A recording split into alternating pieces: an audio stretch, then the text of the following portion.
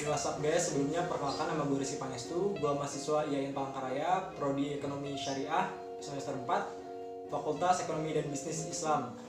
Jadi pertama-tama gue pengen ngasih tahu ke kalian, maksud dan tujuan gue bikin video ini adalah untuk memenuhi salah satu tugas UAS, ujian akhir semester, mata kuliah Ekonomi Makro dengan dosen pengampu yaitu Ibu Ayu Azhara.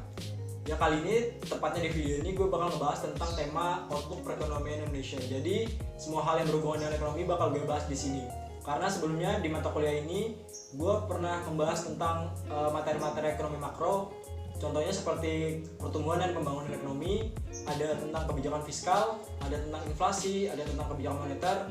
Dan kemarin sampai yang terakhir gue pernah membahas tentang perekonomian tertutup dan perekonomian terbuka. Baiklah, langsung saja ke videonya. Langsung saja pada pembahasan yang pertama, yaitu adalah tentang permasalahan apa sih yang terjadi saat ini dan bagaimana dampaknya terhadap perekonomian di Indonesia. Gue bakal ngejelasin sedikit aja karena gue udah ngebahas hal ini juga sebelumnya di tugas yang lalu. Baik, permasalahan saat ini adalah mengenai pandemi virus COVID-19. COVID-19 atau Coronavirus Disease 2019 adalah penyakit yang disebabkan oleh jenis coronavirus baru, yaitu SARS-CoV-2 yang dilaporkan pertama kali di Wuhan, Tiongkok pada tanggal 31 Desember 2019. COVID-19 ini merupakan sebuah virus yang menular dan berbahaya. Kenapa berbahaya? Karena selain menyerang kesehatan, tapi juga menyerang perekonomian di dunia. Mula-mula perkiraan pertumbuhan ekonomi pada tahun 2020 mengalami peningkatan.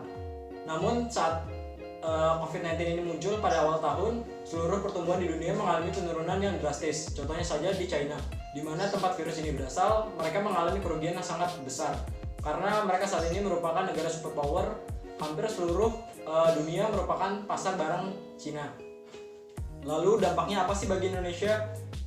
Sampai dampaknya sangat terasa di berbagai sektor. Contohnya saja di sektor ekonomi.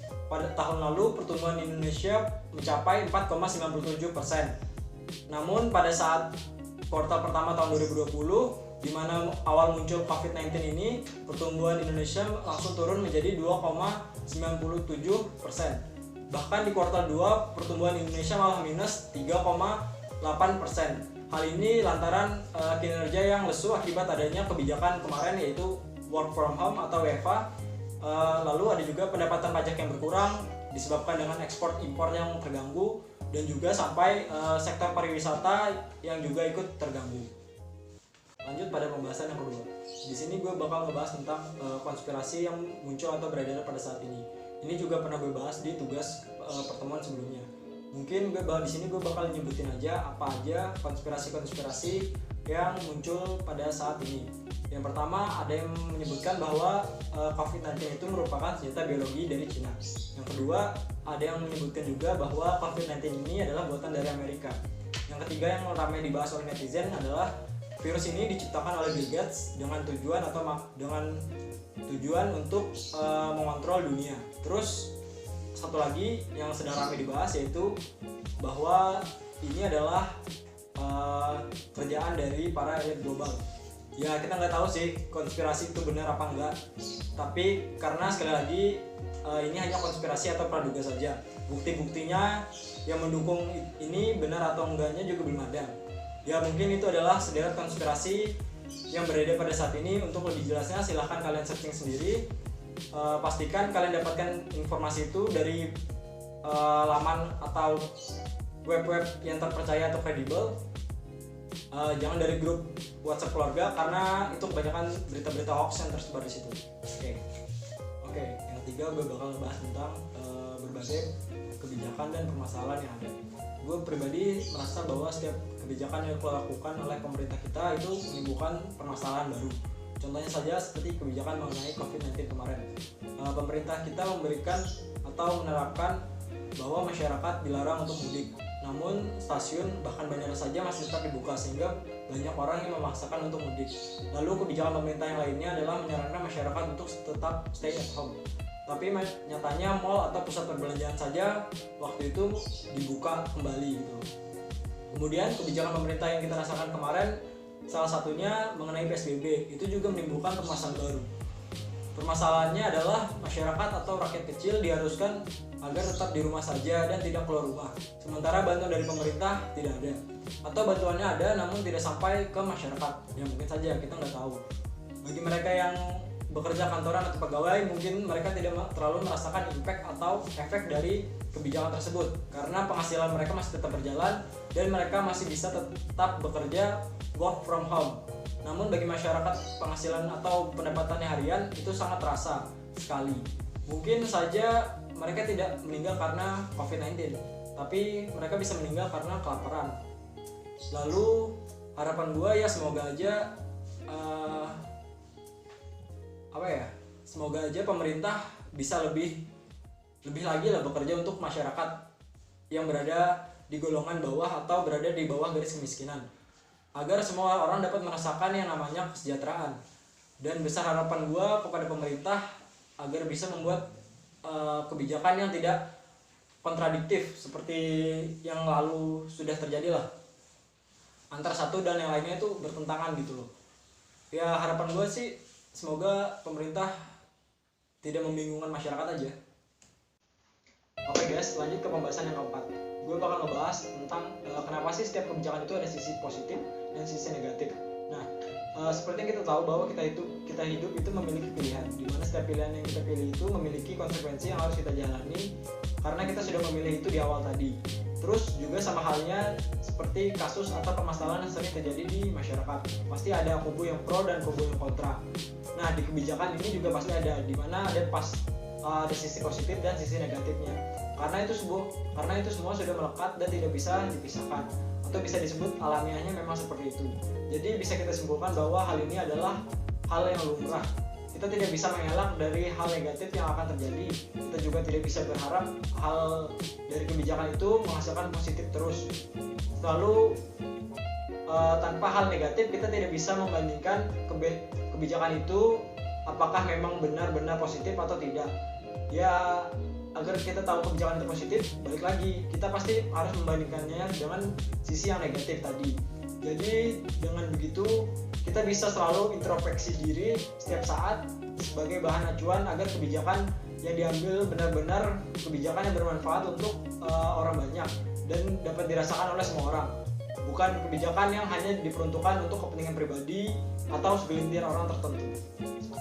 Baiklah, lanjut ke pembahasan yang terakhir atau kelima, mengenai bagaimana masa depan tentang perekonomian Indonesia. IMF memprediksi pertumbuhan ekonomi Indonesia pada 2020 sebesar minus 3%. Lembaga itu menyebutkan bahwa pandemi COVID-19 membuat biaya yang dikeluarkan masyarakat menjadi lebih tinggi dan ekonomi terdampak akibat langkah-langkah perlindungan yang diambil pemerintah. Sebagai catatan, pada World Economic Outlook edisi Januari 2020, angka proyeksi lebih tinggi 3,3% karena penyebaran COVID-19 sebelum meluas. Bank Indonesia sendiri memprediksi pertumbuhan ekonomi Indonesia pada tahun ini sebesar 2,3%. Bank Indonesia juga meyakini nilai tukar rupiah terhadap dolar akan stabil pada level 15.000 pada akhir tahun ini. Prediksi pertumbuhan ekonomi ini lebih tinggi dibandingkan proyeksi IMF. Masih dalam laporan World Economic Outlook 2020, IMF sendiri memprediksi pertumbuhan ekonomi di Indonesia sebesar 0,5%. Jika prediksi BI maupun IMF benar-benar terjadi, angka tersebut bakal lebih rendah dibandingkan pertumbuhan ekonomi pada tahun 2009 saat terjadinya krisis keuangan global. Nah, pada 2009 itu pertumbuhan ekonomi Indonesia tercatat sebesar 4,63%. Meskipun begitu, prediksi pertumbuhan ekonomi Indonesia pada 2020 masih lebih baik jika dibandingkan dengan kondisi pada tahun 1998 pada saat krisis moneter. Masih pada krisis moneter saat itu, Indonesia dilanda krisis moneter dan pergantian kekuasaan sehingga penyumbangan ekonomi anjlok hingga mencapai angka minus 13,13%. Nah lanjut, IMF mengingatkan masih ada resiko yang dapat memicu pertumbuhan tertekan berkepanjangan. Kondisi ini sangat bergantung pada seberapa lama pandemi ini berlangsung, pengaruhnya terhadap aktivitas serta tekanan di pasar keuangan. Pada komoditas IMF menggambarkan 3 skenario alternatif, yakni jika pandemi virus corona berlangsung lebih lama dan virus kembali muncul pada 2021 atau keduanya. Bahkan Sri Mulyani selaku Menteri Keuangan menyebutkan capaian pertumbuhan ekonomi tahun 2020 akan sangat tergantung pada upaya penyembuhan pada kuartal ketiga dan kuartal keempat. Jika pada kuartal ketiga ekonomi berangsur pulih, maka masih ada peluang untuk pertumbuhan ekonomi positif di kuartal keempat nanti. Namun jika tidak ada kunjung perbaikan, Sri Mulyani menyebutkan pertumbuhan ekonomi Indonesia diperkirakan terkontraksi hingga minus 0,4%. Ya, Sri Mulyani juga menambahkan revisi atau outlook pertumbuhan ekonomi Indonesia juga dilakukan oleh berbagai lembaga ekonomi dan keuangan dunia. Misalnya saja Bank Dunia yang merevisi dari 2,5% menjadi 0%, sedangkan ada merevisi di kisaran 2,5% menjadi minus 1%.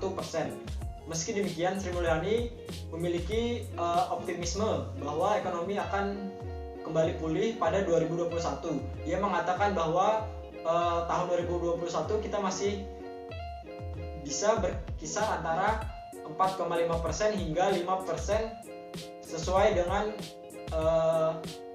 KEM.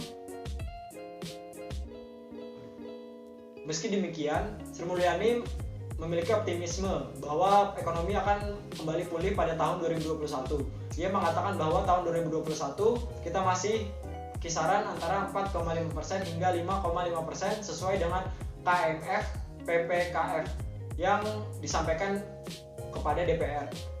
Selanjutnya, pandemi yang lebih panjang akan menggerus PDB sebesar 3% tahun ini sesuai pernyataan di awal. Namun jika virus ini kembali muncul atau berlangsung hingga tahun depan, proyeksi output 2021 akan berkurang hingga 8%.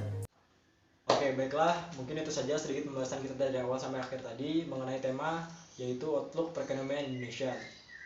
Meski kita sekarang sedang di kondisi yang kurang mengenakan karena adanya COVID-19 ini, tapi semoga masalah ini cepat berakhir, pandemi ini juga cepat berakhir. Kita harus percaya kepada pemerintah agar pemerintah kita dapat bekerja semaksimal mungkin untuk membantu menyelesaikan semua permasalahan yang ada. Terus juga kita bisa ikut serta dengan cara mematuhi setiap peraturan yang sedang berlaku, menggunakan protokol keselamatan jika ingin beraktivitas di luar rumah. Ya, doa dan harapan gue sih semoga pandemi ini cepat berlalu dan kita bisa beraktivitas kembali seperti biasa lagi. Ya, mungkin itu saja. Terima kasih telah menonton video ini. Silahkan tekan tombol subscribe. Kalau suka dengan video ini, silahkan tekan tombol like. Kalau nggak suka ya nggak apa-apa, karena gue bikin video ini cuma buat memenuhi salah satu tugas UAS gue doang. Oke.